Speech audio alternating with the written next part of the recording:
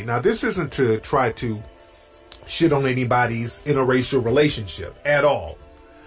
The purpose of this is to really get black people to understand you should not be confused by sexual interactions with people who are potentially white supremacists. Now, if you love somebody, they love you, y'all hook up, everything is cool, everything is hunky-dory, there's nothing wrong with that. Sometimes you might meet people from different races that's just cool as hell. You like them, they got a great personality, they like you, y'all fall in love, y'all kick it, it is what it is. But a lot of times we get into interracial relationships for socio-political reasons. A lot of black people get into these relationships as a form of sanctuary. So we get into relationships for the wrong reason, and what happens is that you inadvertently get in a situation where you're maintaining the system of white supremacy, and I'm going to explain that. And again, we're going to go real deep about this in the movie. So again, before I even go into the game, go to Kickstarter.com, or you can even go to HiddenColorsFilm.com and contribute to the movie, because there's a link. So we want to get everything popping fast. We want to get that minimum by Friday. That minimum 60,000. We should have that by Friday, but we want to go up to almost 500,000 on Kickstarter, man. Again, I say this all the time. They got projects on there that, you know, the dominant society, they're funding just little lollygag janky projects, and I'm not trying to minimize these different projects, but people get like home videos and film trees in their backyard, and they get hell damn near $1 million. This is something, the Hidden Colors series family, this is something that is a tried and proven brand. This series has educated more people as far as the documentary than any other documentary in history. No other African history documentary has educated more people around the world about black people, black history, and what we need to do, which is most important about these documentaries. Nothing has done it more than Hidden Colors. So we have to keep the momentum going, family. This is something that we have to keep going, because there's no other options out there like that. Nobody else is bringing that. All we getting is cooning and trolling and nonsense, and we need to keep this momentum going. So again, HiddenColorsFilm.com. Because again, people out here, man, are giving millions of dollars to people like Darren Wilson. They're giving money to people like that cop out there who raped them sisters. So the white supremacists are circling their wagons economically, and they're not bickering back and forth, getting on no bullshit. They're not on no colorism. Because we're going to talk about that too today. Because that colorism issue is still popping up. But last week, if you remember on the show, there's a brother called up talking about, and I get this a lot lately. A lot of brothers like, hey man, how can I get a white woman? Man, I'm trying to get these white women, and these white women act like they don't want to be with me. Man, what can I do to get a white woman? I get that a lot, man. I get a lot of cats asking me stuff like that. I even got an email from a dude on Facebook. He sent me a private email about this situation he was going through with his chick. He was like, man, I'm dating this chick, and I took a look at her phone, and she's low-key messing with this other dude. What should I do? Now, whenever I see somebody hit me up and they got clear evidence that their significant other is doing something real sneaky or kicking it with some next dude, and if you ain't saying, hey, how fast can I get the hell out of this relationship? If you're still sitting up here talking about how can I make this work? What should I do? At that point, you're playing dumb. And I want to know why you're playing dumb. And when the dude told me the situation, I said, let me know something about your chick, man. Show me a picture of this chick. The chick that was text messaging some other dude, trying to hook up with him. So he sent me the picture of the young lady, and it was a chubby white girl. And she was like 37 years old with a couple of kids already who weren't the guy. And I said, dude, you brothers out here, man, y'all will take some of the most janky ass behavior from the most average white female simply because she's white. And this is why I get on a lot of brothers' cases, man. A lot of cats sit up here talk about how sisters ain't doing this, and you know, the YouTube coons, these powerless YouTube coons who like to get on YouTube and try to shame sisters. You know who you coons are. They try to brag about dating a couple of white women and this little antagonistic thing that they try to do to sisters, trying to shame them and display their powerlessness as brothers. That little corny bullshit. A lot of these dudes make these crazy complaints about sisters, but they will take the same type of behavior from white women. They say, well, sisters ain't loyal. Some of these white women ain't really that loyal. They be fucking around with a whole bunch of dudes behind your back and you'll still stick with them. And then you have a lot of dudes talking shit like, well, man, I date white women because when I was growing up, man, black women didn't want to get with me.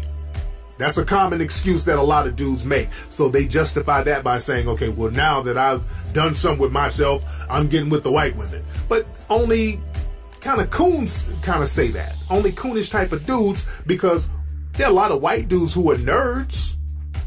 I know a lot of white dudes who are straight up nerds who didn't get no play from the blonde white women at school. They didn't turn around and when they got some money and say, hey, okay, I'm going to just start dating black women. They didn't do that. They got the baddest white chick they could find. They're like, look, I'm going to use my paper and my success and my power to get the best, and I'm going to start styling on her ass. Even Asian cats, when Asian cats get dissed, they didn't get no play in college or high school or whatever. When they get their paper up, they don't say, okay, well, because I didn't get no play when I was in high school, I'm just going to date Mexican chicks. No, they go get the baddest Asian chick they can find. They ball out with it. But only brothers say that. I noticed that. Brothers got to get off that shit, because now that's soft shoe cooning.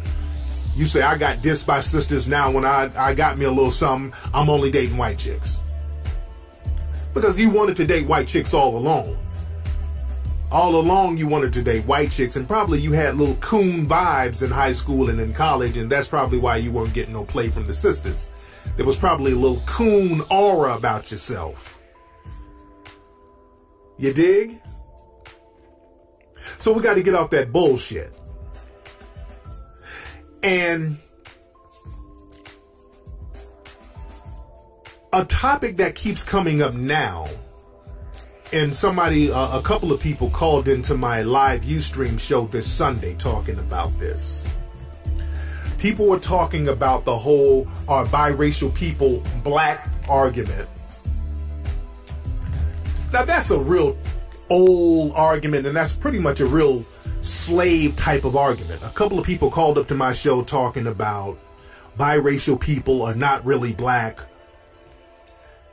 And the conversation, and one of the guys who called my show, the conversation got so silly. This fool, and I hate to disparage anybody, but this fool had the nerve, because I brought up the fact that, well, you know, Frederick Douglass was biracial. All right, so he was black, and the guy told me, well, Frederick Douglass ain't really black. He wasn't really black. Now, Frederick Douglass was a damn slave. Fought himself out of slavery. Was one of the preeminent black scholars, black activists for black people in history. One of the most thorough brothers in history who fought for the rights of black people. And this dude called my show talking about Frederick Douglass wasn't really black. And this is the reason why we need Hidden Colors 4. Because we don't need that type of confusion with young folks out here. See, the thing is, man, with this whole biracial people or light-skinned people aren't really black, that's an argument to really stifle growth. That's just a way to get out of building something or doing something. That's the new, well, we're not really black, we Hebrew Israelites. That's more coon talk trying to disguise as genuine concern. See, a lot of us in the black community, man, we come up with a million excuses to not do something. When it's time to actually get up and do something, a lot of black folks get on some bullshit and they want to sit around and debate petty non sequiturs. Because when you debate petty non sequiturs, that gives you an excuse to sit on your ass and not do a damn thing. Like a lot of people will say, well, we ain't really black, we Hebrew Israelites. We ain't really black, we should call ourselves Moors. that's not going to stop systematic white supremacy. Sitting up here trying to debate on what you should call yourself and if a light-skinned black person is really black, we're all under the system of white supremacy. It's like we're in a prison, and the planet is a prison. And let's look at it like a literal prison. If two people are in a prison, you're on one side of the cell in a blue outfit, and there's another person on the other side of the cell in an orange outfit. That's like two people in a prison unjustly bragging about or arguing about the colors they have on in prison. That's exactly what it is. You're both in prison. You're both subjugated. Don't matter what color you have on in the system that subjugates both of you. Because when you're bickering back and forth, the white supremacists understand you're not looking at him. So that whole light, and it goes both ways, because you got a lot of light-skinned people who try to be on that, well, I'm not really black. And then when they get shitted on by the dominant society and treated like a nigga, not like a black person, but when they get treated like a nigga, because the white supremacists will let you know you ain't one of them. When that happens, then the biracial people, or the people who want to identify with whiteness who happen to be black, they will try to run back to the black community like, hey, look at what they're doing to us. Look at what they're doing to us. Now you need a group behind you. Because the thing is, let's go back to the prison analogy. When you go to prison, unfortunately, you're in a system of subjugation. And unfortunately, you have to pick a side. Because the prison system designates that there's a side that has to be chosen. When you go to prison, or when you go to the county jail, LA County, for example, you got to go to the Mexican side. You got to go to the blood side. You got to go to the Crip side. You got to go to the Asian gang side. And even in the Mexican side, there's different factors. MS-13, 21 Street gangsters. You got to go to certain sides within that community. And if you're white, you got to go to the Aryan Nation side. You can be the most liberal person ever. You can be the most nice, kind-hearted person, the most universal person. It doesn't matter. But when you get into a system of oppression and a system that has a controlled environment that's controlled by somebody else with different factors within that society, you have to go into the group that you identify with the most. That's an unfortunate thing, but you got to do that for basic protection, because if you're out there in prison talking about, I ain't down with nothing, you're going to be free lunch. You're going to be lunch for everybody. What's going to happen if you can try to go to solitary confinement, but you'll lose your mind. When you go to prison and you say, I'm solo, I ain't down with nobody, everybody's going to be tagging your ass. You're going to get your food taken. You're going to get raped. You're going to get beat up. You're going to get your shoes, clothes taken. You're going to have to suck dick for cigarettes. You're going to be a prison bitch. For the person who goes in prison and you don't click up, that makes you the prison bitch. And that's the mentality that a lot of black people have now. Black folks get on this shit where they don't want to click up as a group. You don't want to click up and get together as a group and build something under this system of oppression, because we're still under the system of oppression. We're in a global prison. When you have a whole environment that's controlled by the white supremacists, you're in a global prison. You can move around a little bit more, but your actions are still controlled, because you're controlled economically.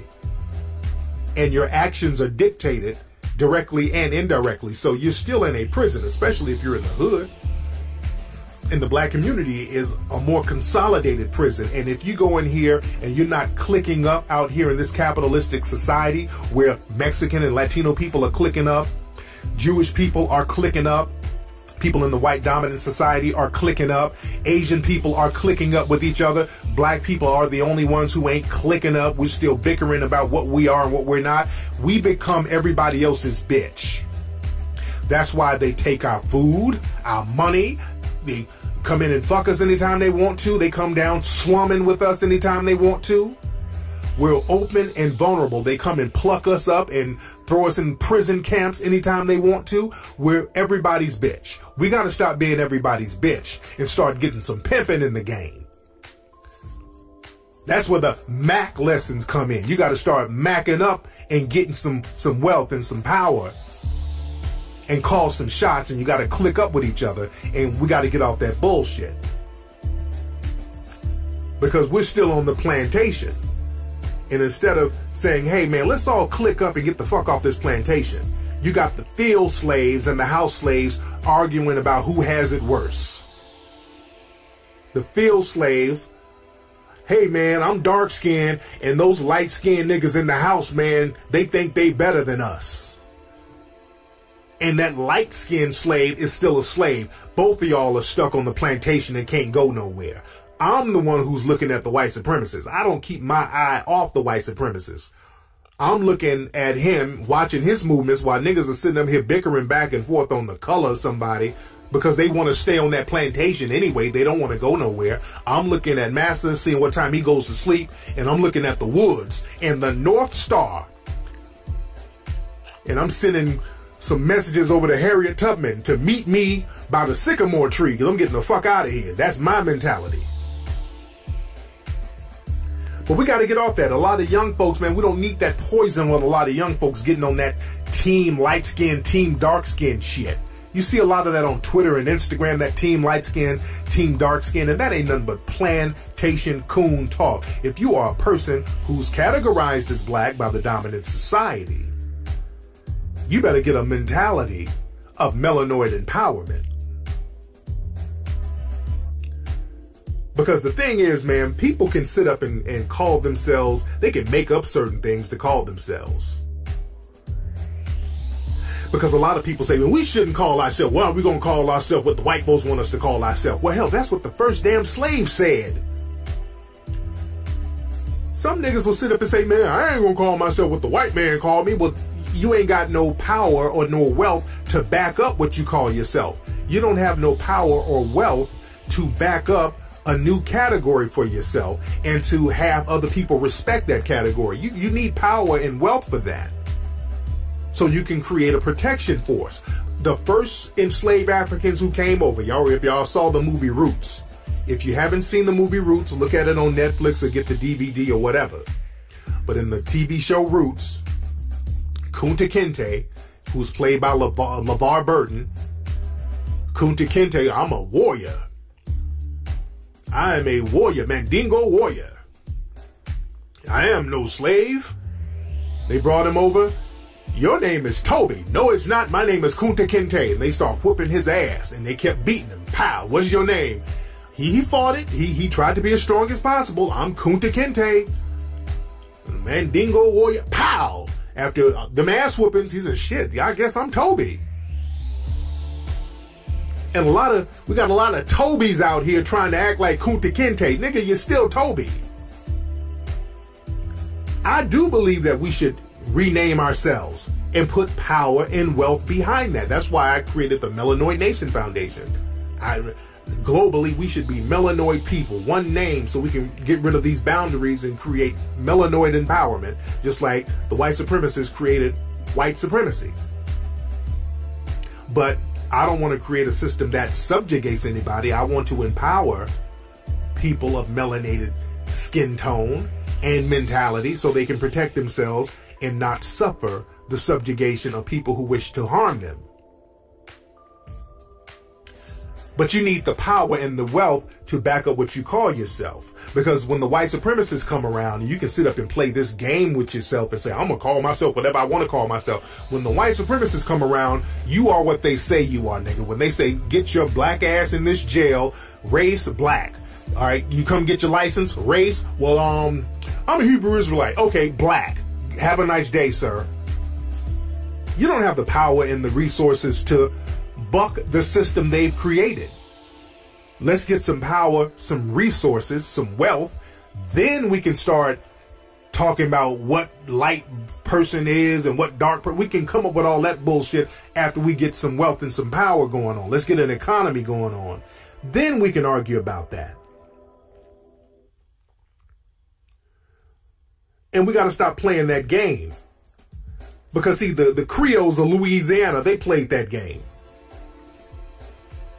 They tried to play that game when the French sold the Louisiana territory to the United States. When the French was down there in New Orleans, they let them play that little game.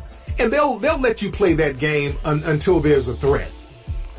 Even the French come across liberal. They weren't that liberal, because when the French were going at it with Haiti, them French generals went into Haiti, and they had that whole Creole light-skinned shit going on in Haiti too, where I'm not really black, I'm the Creole. They had that stuff going on, where the light-skinned people wanted to distance themselves from the other black African people, and the French generals went over there and started slaughtering some of the mulatto and the Creole people too. And that woke them up, and they said, okay, let's go down here with Toussaint Louverture and click up with some of these other dark African brothers and sisters to get these French up off of us.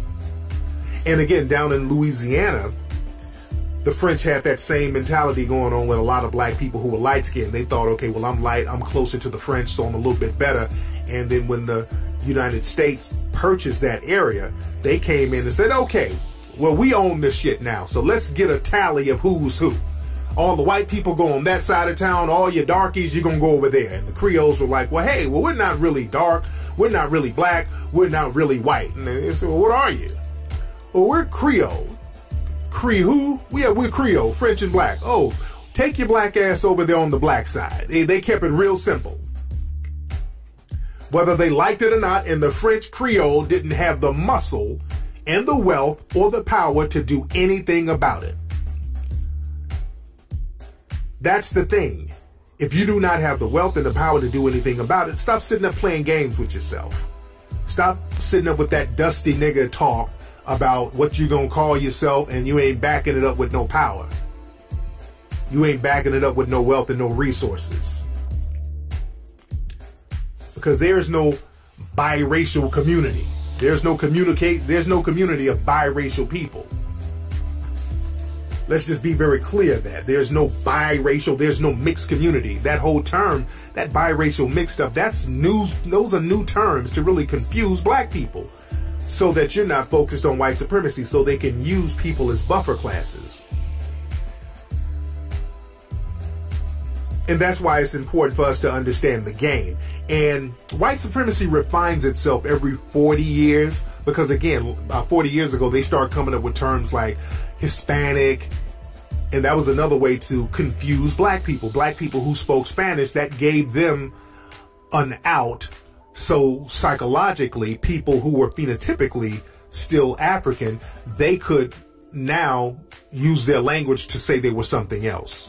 So if you don't have the mentality of a melanoid person or a black person, or you don't have an African mindset, go ahead and do what you do. Because it's not really about the skin color, it's about the mindset you have, it's about your mentality. Because the thing is, you can be a light-skinned person like Claude Anderson who rides for black folks. So you can't call him a person who's not really black. Claude Anderson rides for black folks.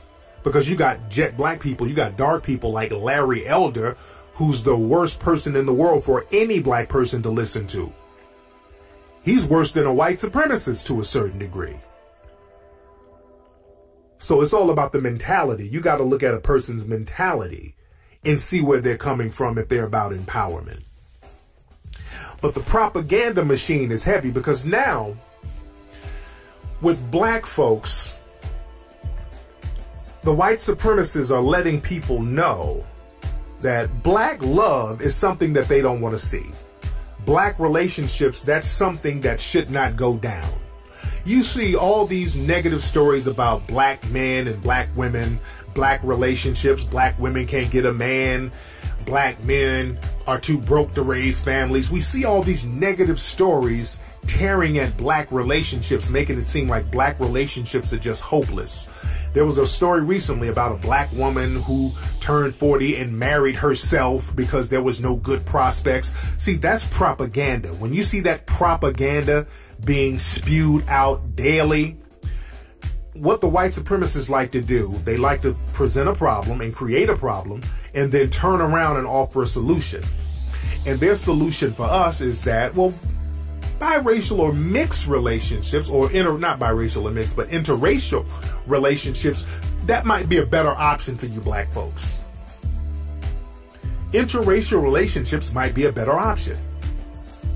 Because you rarely see black relationships promoted.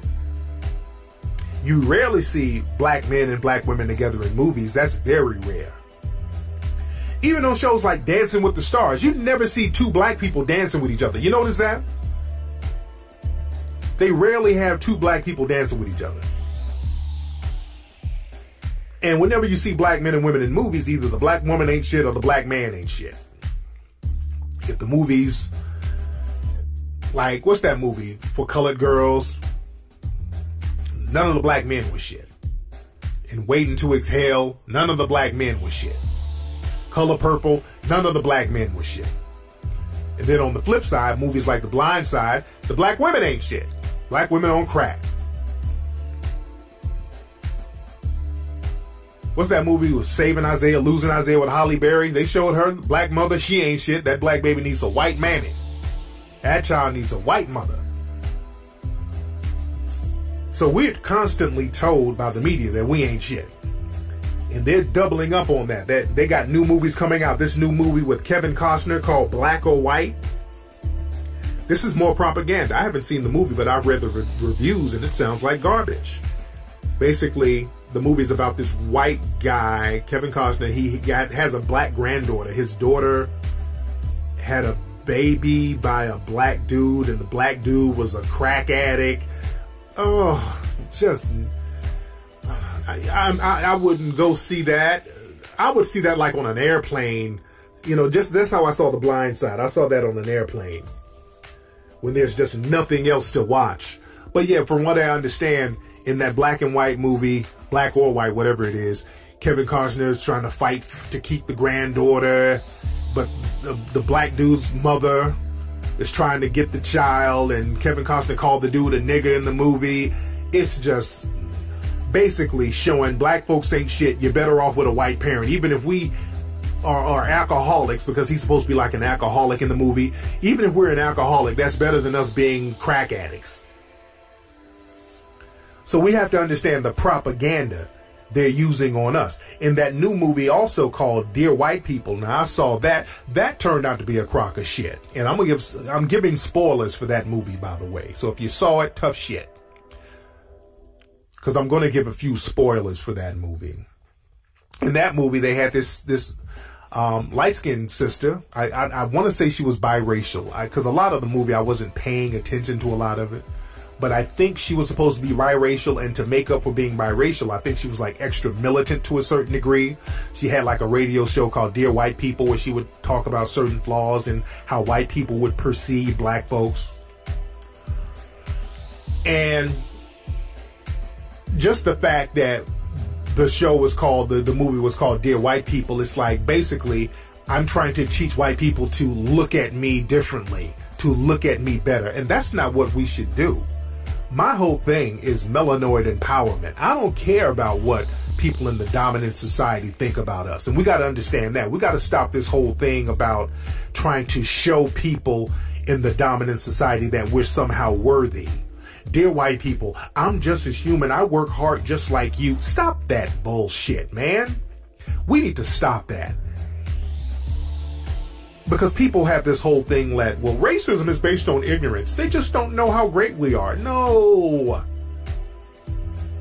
Man, that ain't it. They know who you are. They know what your history is. The white supremacists hide it. They know exactly who you are. They hide your history. They know exactly who you are. They hide your history and then lie to you about what you are. Oh, yeah, you were just slaves. You were sitting in West Africa in mud huts. Do you really think the white supremacists believe that? They don't believe that. They know the truth. Black people keep falling for that con game. Oh, they don't like me because they think that I'm inferior. Let me show them no. Empower yourself. They know exactly what they're doing. Their religion is to disempower you and disenfranchise you. So stop trying to convince white supremacists that you're somehow worthy. You empower yourself. So their opinion of you will not matter one way or another. That's what you should be on. That's why we got to get Hidden Colors 4 popping. But like I said, as far as this Dear White People movie, this sister was basically trying to convince white people, oh, you white people got these negative views of black people. Shame on you. Shame on you. She's a little militant biracial girl. And then later on in the movie, she's going back and forth kind of arguing or being the adversary of this white guy on campus. Then they end up fucking. She ended up laying up with this white dude. So basically the message was, deep down, black people, we know you want to have sex with us, so it's okay. Stop acting all militant. You know you want to lay up with us. That's the message. You know deep down you want one of us. Stop playing, black people. And then there was a black dude in the movie, and then he turned out gay. It was a white dude trying to get with him, but the white dude was trying to use him as a sexual object. It was just real nigga shit. I'm like, okay, they really got an agenda with this. Because that shows a lot of relationships between us and the dominant society. We gotta make sure that it's not a degenerate relationship. And that happens a lot with black women and white males. A lot of times the relationship is a real degenerate sexual relationship. Even with black men and white women too, but with black women and the white male, the relationship has a real degenerate aura about it. It's like you're banging the sister somewhere. You gotta keep her hidden. You gotta do it in the dark. You gotta keep it a secret. You gotta keep it on the low. What was that? It was a case where some politician, I want to say it was in New York. It was some politician recently. He had some black mistress, some rich dude, and it came out that he was drinking champagne out of her ass. It was just some real degenerate shit he was doing. And we got to be sure and be certain that we're not being put into degenerate relationships with those in the dominant society. Because the thing is, man, the white supremacists understand this. With rigid segregation, and again, the white supremacists, they're refining white supremacy. Because every 40 or so years, they redefine what a white person is. See, back in the 1800s, a white person was a so-called Anglo-Saxon. You had to be from a certain part of Europe, but even that didn't make sense because the Irish people were from that same part and they didn't consider them white. And then Italians, they weren't white, and they allowed them to be white after 1924. So it switches up. Then the Germans, they allowed them to be white. Then the Jewish people, they allowed them to be white. So every certain years, they allow certain groups to be classified as white. Like the so-called Hispanic people, they allowed them to be classified as white, which they were not white at first. So now what they're trying to do, they're trying to create buffer classes within black society and breed in a new class of people that they can now classify as white. See, the white supremacists understood that. They realized rigid segregation, that backfired. Saying that, okay, all the whites are just going to be here and all the blacks are going to be over there and we're not going to have any interaction at all. See, that backfired. Because what happens is you get a whole bunch of new black people breeding. Pure black people are procreating in larger numbers. And in the dominant white society that's segregated, the numbers are dwindling. They have a zero birth rate, so the numbers are dwindling. So they're not procreating as fast as the black population. We're multiplying just very quickly. So in a system of white supremacy, that's a problem. So the white supremacists, they know how to refine things and control numbers and control breeding. They know how to control those things. So they come up with ways to dilute the black population while strengthening theirs. So they decided to allow interracial relationships in certain numbers that are controlled. That's the key word. Control. The numbers they have to be controlled. Because see, the white supremacists also understand that people who are so-called biracial or mixed, the white supremacists can now create split allegiances with these people. See, back in the day, a biracial person, quote unquote, you knew you were black. There was no mistake about it. And the white supremacists, they didn't play no games with you. All that no. As a matter of fact, then and even now to a certain degree, biracial, so-called biracial black people, the white supremacists keep closer eyes on them.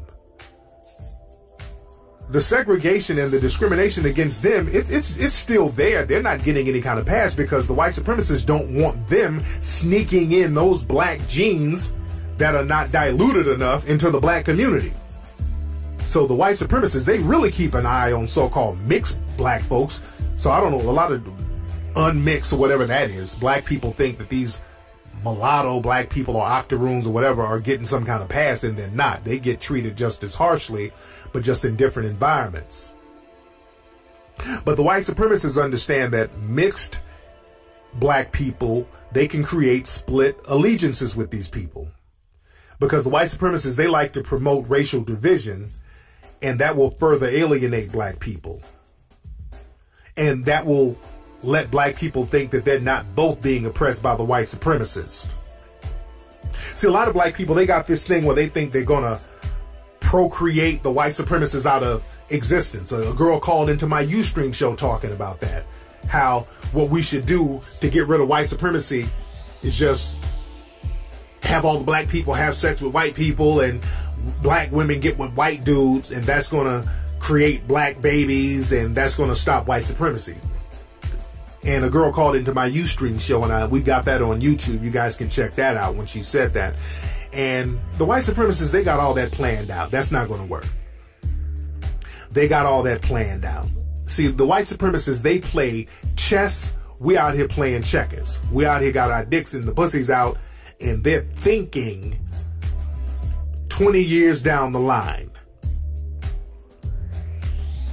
Because the thing is, when you have controlled interracial relationships, the white supremacists figured out how to make that work for them. Because see, the thing is, they tell us, again, in the black community, your best option is to get in a biracial relationship or a mixed interracial relationship. See, they don't promote that within white society.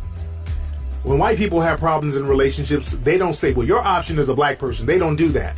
That whole interracial option is promoted among black people. You got it? See, what they say to us, come on, you guys need to get with a Kim Kardashian, black guys. Leave these black women alone. Aspire to get you a Kim Kardashian, a Khloe Kardashian. Aspire to get one of them. Now, don't worry about them having problems in their family, like Bruce Jenner, who's now transforming himself into a woman. Now, let's forget, just ignore that. We know that they're dysfunctional. The father of the family is getting titties and estrogen shots, and he's turning into a woman. No, forget about that. We know this ain't about us. This is about you. You need a white person in your life. You need a white relationship. You need a white person because black relationships are too dysfunctional, and that's what you need. You see that Jedi mind trick that the white supremacists play on us? And the thing is, they got it all planned out, and they promote this stuff, and we fall for it. And again, I'm not saying anything is wrong with interracial relationships. I'm not saying that whatsoever. Yeah, well, I'm not using Kim Kardashian and Kanye West as a bad example because they might genuinely love each other. But I'm saying that a lot of times black people, when they get into interracial relationships, they're the ones who are ending up confused. See, the white supremacists, they're never confused. They can sit up and have relationships with black people, black men and black women, and they are not confused. You guys have seen and heard my show where I had white women who are in relationships with black men, and these white women have the same views as any other white supremacists.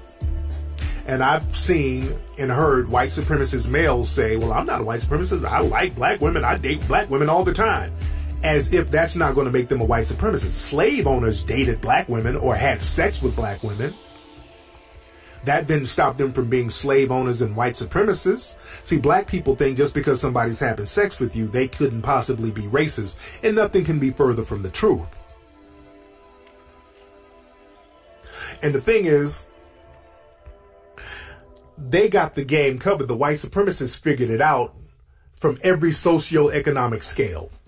For example, let's take white women and black men from each economic scale.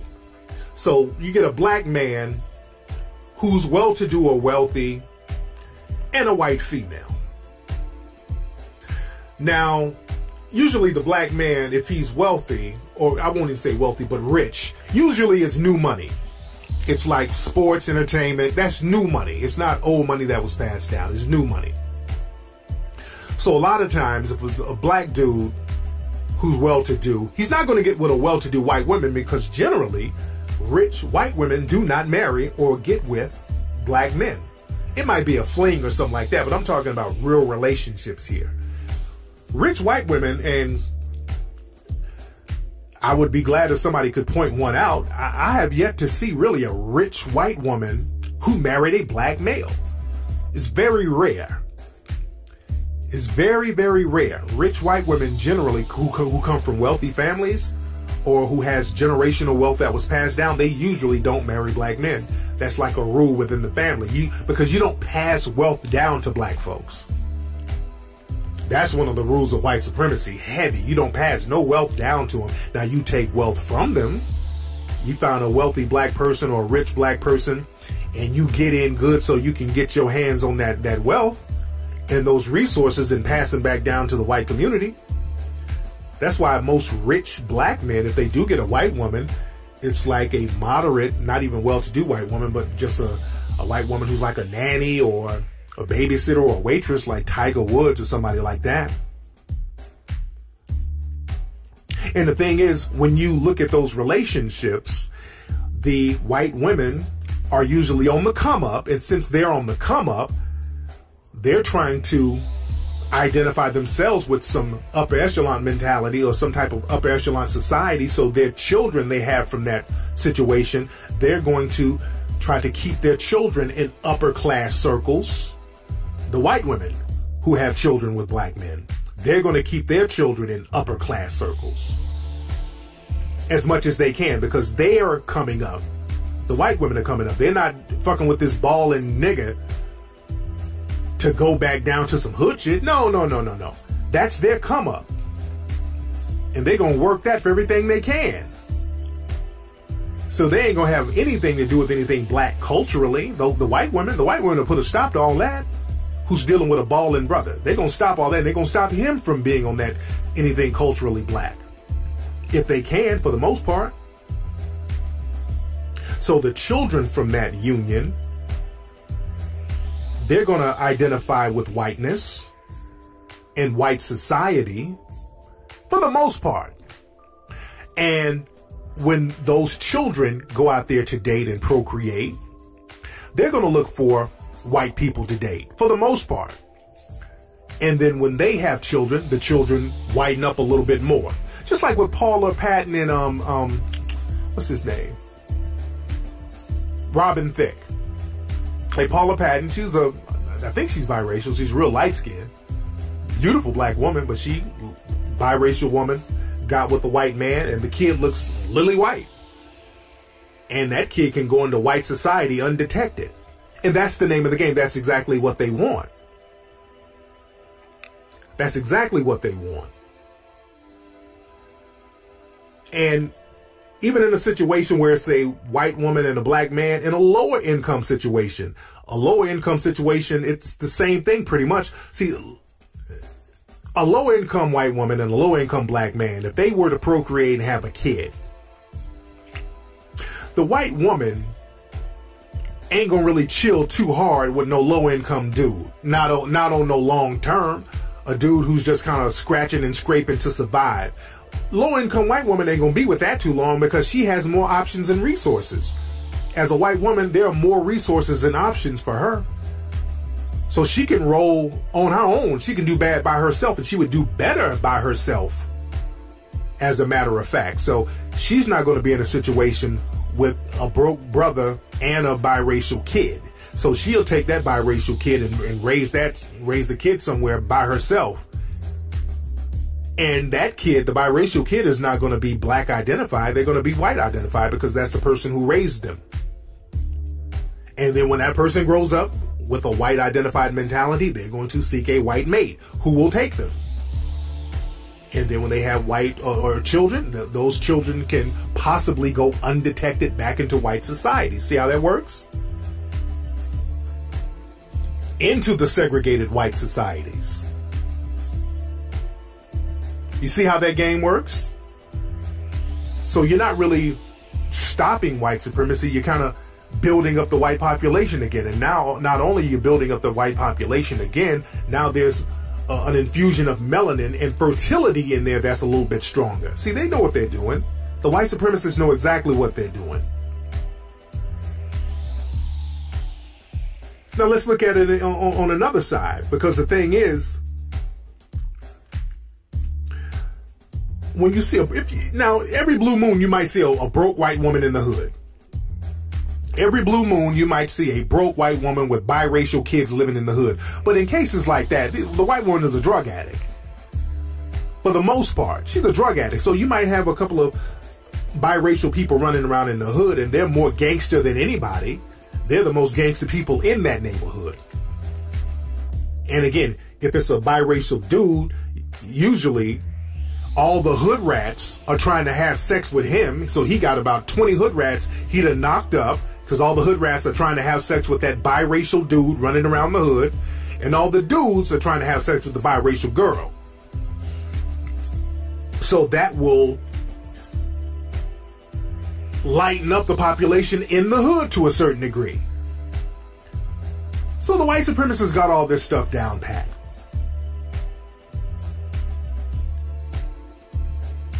Now let's look at it on this side.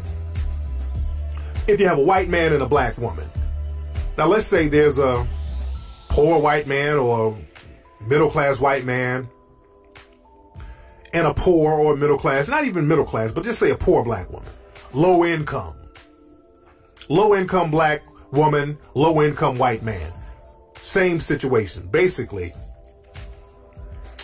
if you see a low-income black woman who's in the hood with a biracial child from a white dude, 9 times out of 10, that's like a trick baby. That sister was somewhere hoeing or doing drugs, or hoeing and doing drugs, and had a baby by one of her white tricks. That's usually the situation. It's like Keisha Cole's mom. You remember Keisha Cole's mom, Frankie? They had a television show on BET. Keisha Cole's, she didn't know who her dad was. Her mom used to be a crack addict, and her dad, I guess, was an Italian trick that her mom laid up with. So you see a lot of situations like that in the hood. The black woman who's living in the hood had a baby by some white trick or somebody they were doing drugs with or whatever. And you got some biracial kid in the hood with a black mother. And again, that kid ain't going to go into white society. That kid is going to stay in the black society. And that a lot of black folks are going to try to get with that person.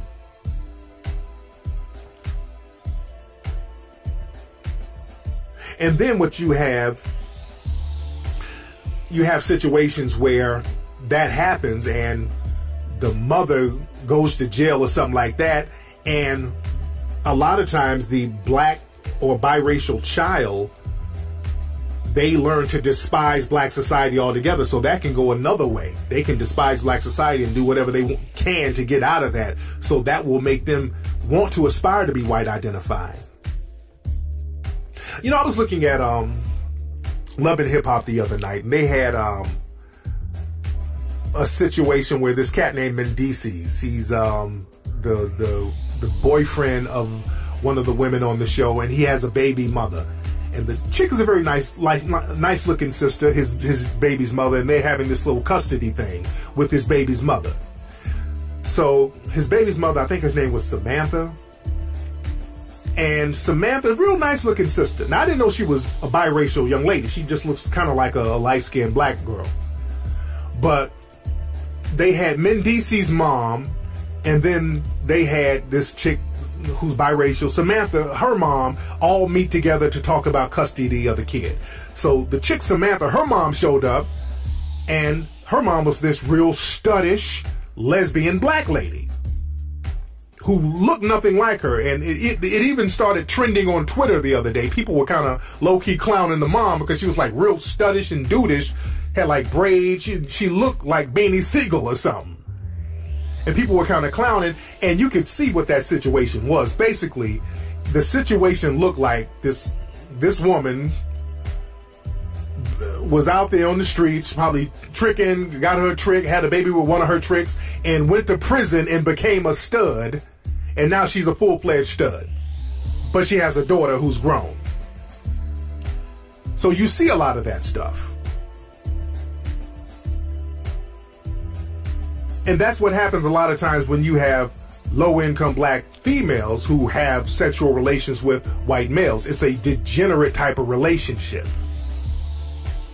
It's always some type of degenerate, slumming relationship, which is nothing to aspire to. That further puts in your mind the plantation mentality. You're still on a plantation because you're having plantation sex. So we just have to be cognizant of that. And again, there's nothing wrong with dating anybody, but when you're having plantation type of relationships with the dominant society, you're having degenerate plantation sexual relationships, that's tacky. And we got to stop being the people who accept tackiness. And last but not least, when you get into situations where you have a well-to-do black woman and a well-to-do black man or white man, when you have a wealthy white man and a well-to-do black woman, and they get together, or even a middle-class black woman, I won't even say well-to-do, let's just say a non-impoverished black woman. That situation calls for the black female to be immediately white identified. Immediately. She has to identify with whiteness, the black female, off the gate. For her to even get in a relationship, all that black shit has to get checked at the door. She can't have nothing culturally black about her. Her voice and speech inflections, they all have to change. Everything has to change. All that black shit has to be checked at the door.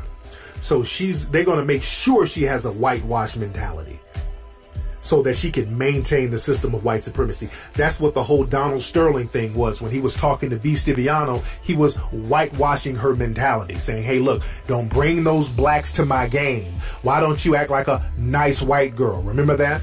Even with the rapper Eve. Eve is married to a white dude now, and Eve is going around doing interviews talking about how he tamed me. Her white man tamed her. That sounds like jungle slave talk. And I love Eve. But that's jungle slave talk. And the thing is, in relationships like that, when the black woman who's well-to-do and the white man who's well-to-do, when they have a child who's a light-skinned black child, the black mother who's been whitewashed, she's going to make sure that the child has a white-identified mentality. And that child who has a white-identified mentality, that child is going to seek out a white partner to procreate with, to strengthen the white community. So the procreation from that, the kid will go into the white community undetected. So now we're back at square one. So you see how the game rolls? The white supremacists, they all have it figured out. They'll allow some undetected people, as long as they don't know your background, to come on in the white community. Now, there's a possibility of a throwback baby to pop up every blue moon, but that's the cost of doing business. In any kind of business that moves forward, there's going to be a few setbacks. The white supremacists look at it like that. Neely Fuller talks about that, how in the business of racism, white supremacy, there's going to be a few sacrifices and setbacks, but it's still going to be business as usual. There's always a possibility that somebody who looks white is walking around the white community and all of a sudden somebody has a baby and the baby has a big ass fucking afro. That's the cost of doing business. But for the most part, it continues to go undetected because that's how white supremacy is refining itself. So we have to understand the game. So my point is, family, is to not shit on anybody's relationship. I'm not dissing anybody's relationship. There's nothing wrong with people from different races. If you are thorough and you have a genuine like or love for each other, that's cool in the game. But black people, let's stop being confused by sexual relationships with those in the dominant society. You want to smash? Go ahead and smash, but don't be confused. You understand that? Anyway, y'all, that's been today's episode of the Tariq Elite Radio Show. Don't forget, family, right now, since you're done listening to the show, go to Kickstarter, contribute to Hidden Colors 4. If you contributed already, let's contribute again. Let's get those numbers up so we can get this thing up in the hundreds of thousands of dollars raised so we can do Hidden Colors 4 really, really spectacular. So go to hiddencolorsfilm.com. You guys can contribute to the film. I thank everybody who's contributed already. Let's get this thing going. Much respect, much love, people. Out.